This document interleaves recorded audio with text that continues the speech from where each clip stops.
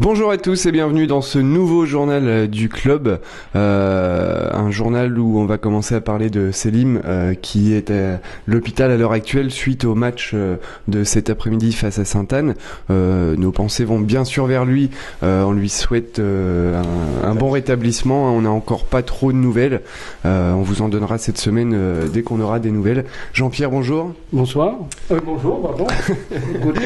Fred, salut. Salut. On va commencer tout de suite avec toi, avec le résultat du week-end. Oui, seul et unique résultat du fait de l'état des terrains, et ben c'est la belle victoire de notre équipe Fagnon 2-1 à Reims-Sainte-Anne. Voilà. C'était long, hein. C'était long. Une victoire de 1, président, ça fait du bien, hein. Oui, non, mais ça fait du bien, surtout que c'est toujours compliqué d'aller à Sainte-Anne sur le terrain synthétique et puis par des temps très humides comme ça, avec des dimensions rétrécies. C'est l'an dernier, je crois qu'on avait on avait arraché un nul, donc une victoire, c'est vraiment très bien. Une grosse bataille sur le terrain, beaucoup d'engagement physique, hein. Oui, une grosse bataille au milieu de terrain. Des fois violente, la preuve pour Selim, quoi. Mais oui, dans l'ensemble, c'est vrai que il a fallu se batailler jusqu'à la 90e minute parce que même quand ils sont revenus à 2-1, c'est sûr que ça fait peur, quoi. Donc voilà. Ça fait peur, c'est vrai, hein. Jusqu'à la fin du match, c'était relativement tendu. Le coach, par contre, a l'air assez content de ses joueurs. On va tout de suite l'écouter. Bonsoir.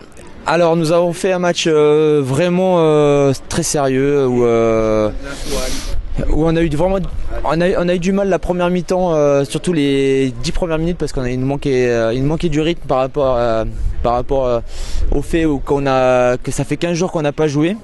Et c'est vrai que ce rythme-là, on l'a retrouvé au cours de la première mi-temps et on a très bien fini la première mi-temps justement, surtout dans la qualité offensive où on était vraiment percutant, on a eu créé des situations. Dommage qu'on marque pas en première parce qu'on a eu un ou deux face à face. Après la deuxième mi-temps, on a perdu Salim Mezrich, on a perdu aussi Abedine sur des blessures. Donc il a fallu réorganiser poste pour poste l'équipe et donc du coup on a rattaqué la deuxième mi-temps et on a eu 10 minutes où on a vraiment été très performant offensivement. On a marqué 2 buts coup sur coup et c'est vrai qu'à partir de ce moment-là on a eu du mal à garder la maîtrise collective. Et de ce fait, l'équipe adverse a commencé à prendre le dessus sur nous. Et puis physiquement, j'avais des joueurs qui revenaient de blessures de longue date. Et du coup, il a fallu que je fasse une modification tactique en faisant 4-4-2. Et c'est vrai que ça leur a laissé beaucoup plus d'opportunités dans le cœur du jeu. Mais malgré tout, on s'est créé quand même pas mal de situations de compte qu'on a mal négociées pour inscrire ce troisième but. Et ce soir, je tiens à féliciter mes joueurs parce que justement, ils ont eu le courage et la volonté de ramener la victoire. Donc, je tiens à les féliciter.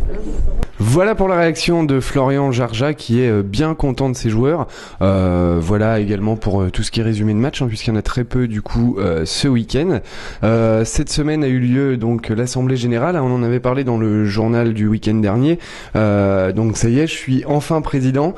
Jean-Pierre, t'es venu ce soir justement pour léguer ta place. Oui, c'est ça, c'est le passage du témoin, n'est-ce pas? Donc tout va bien.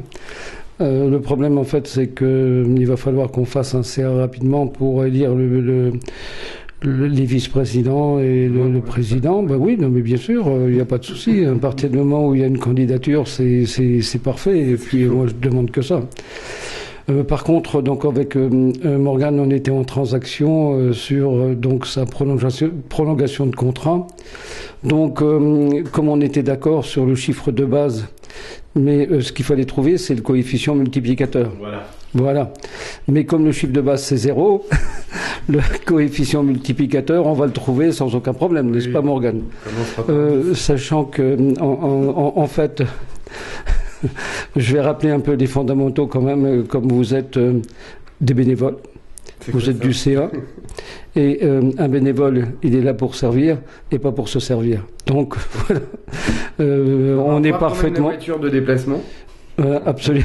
Bon, donc, on va régler les problèmes de détail. Il reste plus que les problèmes de détail. Donc, vous voyez qu'on est en bonne voie pour le renouvellement donc de la prolongation du contrat de Morgan, notre animateur numéro 1, évidemment, dont on a apprécié la présence cet après-midi parce que, en fait, on a passé quand même un après-midi assez fatigant. Puisque après le match, on est allé au CHU, aux urgences, et donc on est rentré un peu, et Robert, un petit peu avant les autres, et Robert, que je viens d'avoir au téléphone, me disait qu'il était sur la route, et que a priori, Salim va sortir ce soir, et donc il sera raccompagné par son frère. Voilà. Et donc au niveau de l'Assemblée Générale? Alors, au niveau de l'Assemblée Générale, bon, bah, c'était une Assemblée Générale, on regrette un petit peu qu'elle se soit terminée en queue de poisson avec des rivalités entre district et Ligue Champagne-Ardenne, qui a fait qu'on a pris beaucoup de retard, et c'est pour ça que, en fait, l'élection des vice-présidents et présidents, on le fera donc incessamment avec le CA. Très bien, merci Jean-Pierre. T'avais des choses à rajouter sur l'Assemblée? Peut-être pas. Pas du tout. Non, et ben on va passer tout de suite au match du week-end prochain. Donc, si les terrains sont praticables, bien sûr, parce que je vous annonçais beaucoup de rencontres la semaine dernière qui se sont pas déroulées. Donc, en fait, au programme. Donc, il est programmé, normalement, en U13. L'Excellence se déplace au RCSC samedi 26 à 15h. La 2 sera en plateau à Songy et la 3 à Bouilly. En U15, la 2 reçoit le RCSC 2. Samedi 26 à 15h. La 3 se déplace à Vaudoise-Viré à 15h également. En U17, la 2 se déplace à l'Étoile Chapelaine samedi 26 à 14h30. En U19, la DH se déplace à Reims-Sainte-Anne. Dimanche 27 à 12h45 et la 2 reçoit l'SPTT Chalon samedi 26 à 14h30 en féminine. Les U18 se déplacent à Grand-Saint-Dizier samedi 26 à 14h et la DH reçoit Lusigny dimanche 27 à 14h30 en senior. La 2 se déplace à Côte-des-Blancs dimanche 27 à 14h30 et notre équipe DH reçoit Prix-les-Mézières également à 14h30. Donc le lieu de la rencontre apparemment est encore à fixer suivant si Saint-André est impraticable, ça sera peut-être joué à Henri Terré. Voilà. Mais on vous le confirmera dans la semaine. Tout à fait. Je tenais aussi à remercier les dirigeants de Sainte-Anne qui nous ont très bien reçus cet après-midi. Donc un petit clin d'œil à eux, puisque je sais que les U19 se déplacent là-bas la semaine prochaine. Donc merci à eux et de leur aide aussi pour justement tout ce qui est pompiers cet après-midi. Ils ont été très réactifs. Je pense que c'est tout pour cette semaine. On n'avait pas grand-chose à vous raconter. On a comblé avec la personne à côté de moi. Je vous souhaite bien sûr. Quelle bonne nouvelle. Tu continueras quand même à nous emmener au match? Oui, non, mais bien sûr, de toute façon, on change pas une équipe qui gagne. Tu sais que c'est bientôt le Noël, hein? T'oublies pas ton costume? On ne dit rien d'avance. Ce sont les surprises du journal. Voilà. Très bien. Allez, bonne semaine à tous. On se donne rendez-vous bien sûr sur notre page Facebook FCAT, pardon, sur l'adresse mail aussi fcattv@outlook.fr pour toutes les informations que vous avez à nous faire passer. Nous les passerons. À la semaine prochaine. Salut. Salut. Salut.